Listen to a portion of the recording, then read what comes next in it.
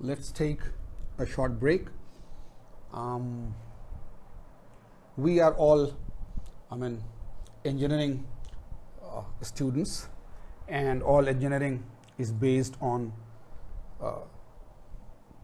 solid understanding of science, right? Otherwise, especially in mechanical engineering, if your mechanics is weak, then what mechanical engineering, right? So we keep on telling you that, right, you develop a lot of experiments and conduct a lot of experiments. It is already a very tough field, but what you conclude after you get the results of the experiments is even more important than the whole experimental work and so on. So this is, right, the analysis or the inference.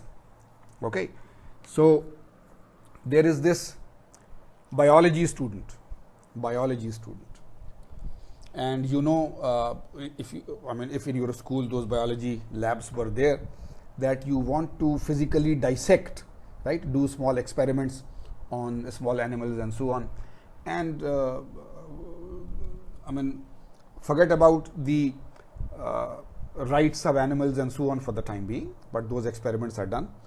So in the biology classes and medicine classes, they do experiments on frogs and so on to teach them how to dissect the body, so that when by the time they come to the human body, they are very good at it.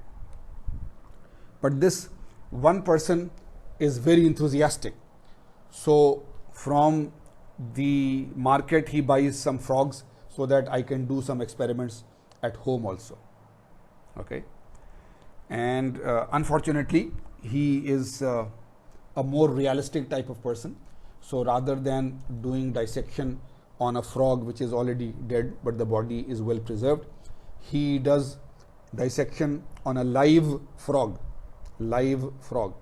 So the frog is there and he cut a leg, right? Now the frog has two main legs, so he cut a leg. Of course he did all the what do you call it, local anesthesia, so that the frog does not feel any pain, and he cuts a leg. Once he cuts the leg, then he taps or hammers on the table, and the frog jumps. Afterwards, he cuts the other leg of the frog.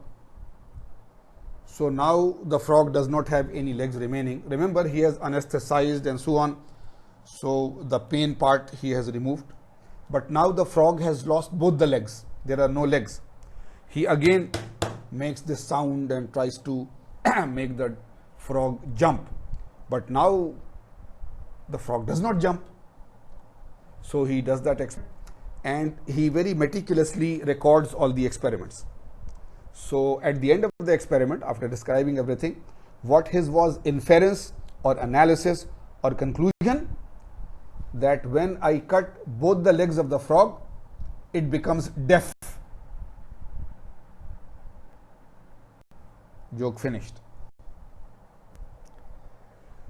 So we were trying to explain that diagram to you about sigma yy, or equivalent von Mises stress on one side and the distance from the blunted crack on the other, and we told you that the critical distance will be 2 times CTOD, the crack tip opening displacement.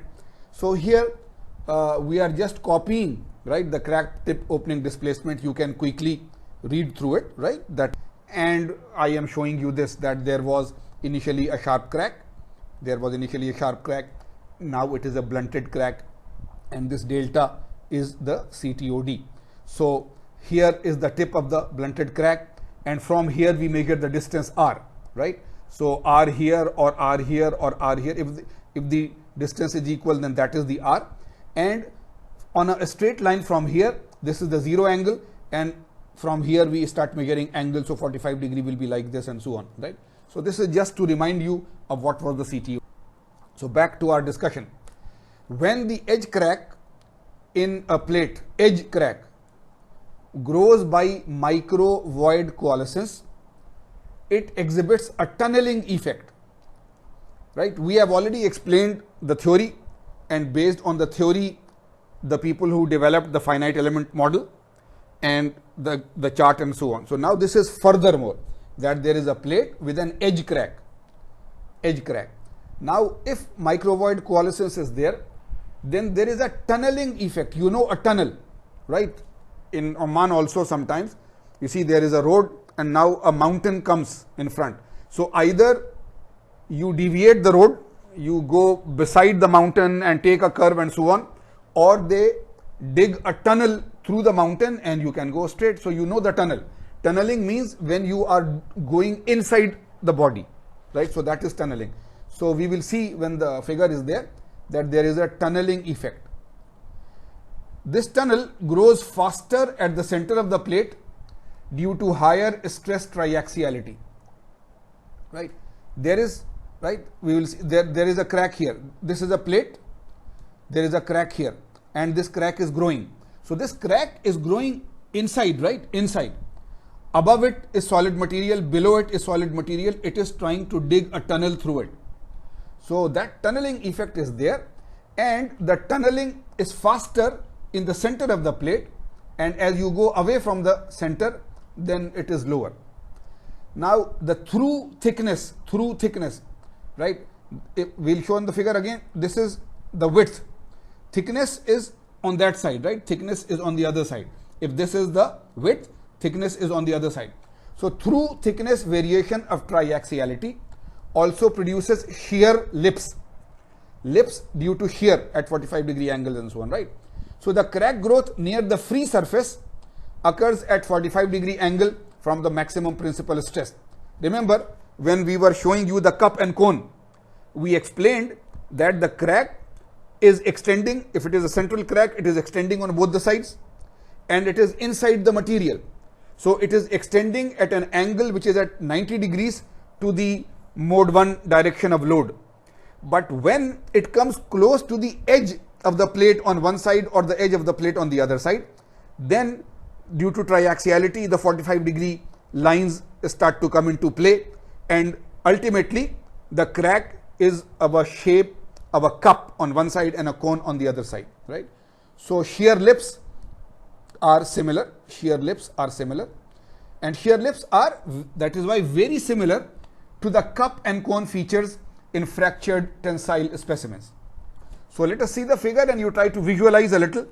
If you do a 3D model on your computer or any drawing package, it will be much easier for you to look at it, right?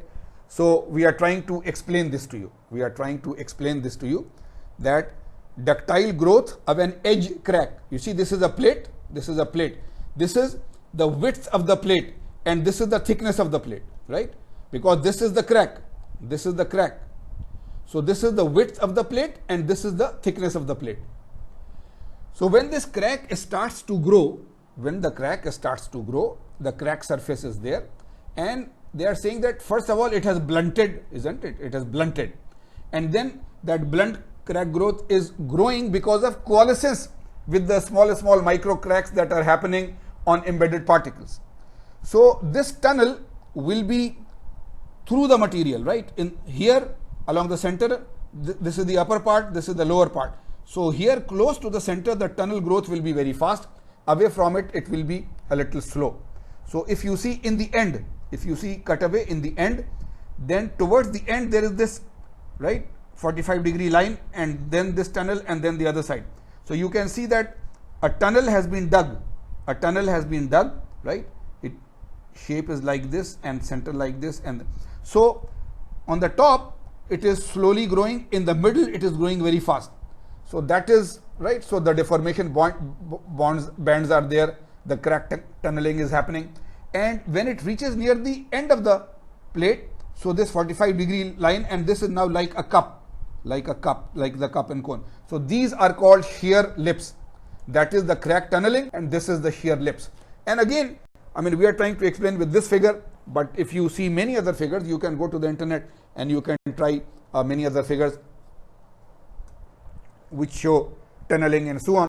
So it will be more clear. But for us, this is enough. So you just saw the tunneling figure, right? Now, high triaxiality crack growth happens at the center of the plate and it appears to be relatively flat.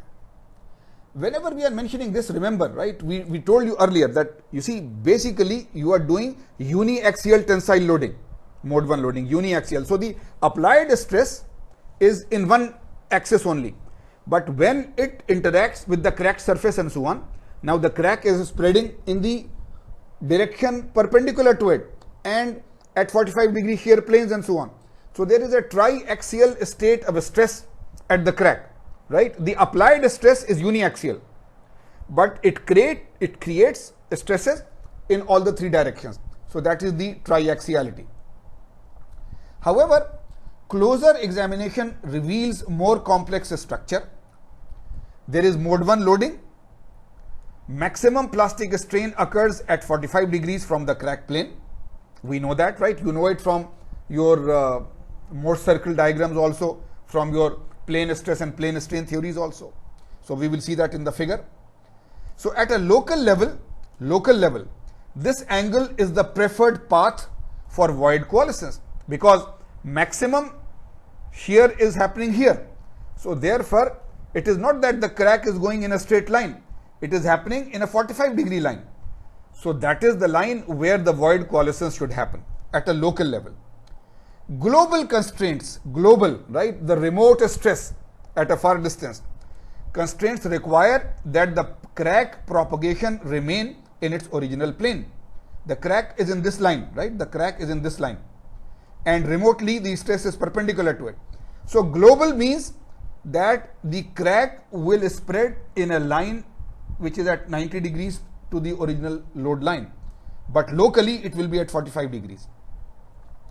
So one possible way this can happen is that the crack grows in a zigzag pattern. We will just show you.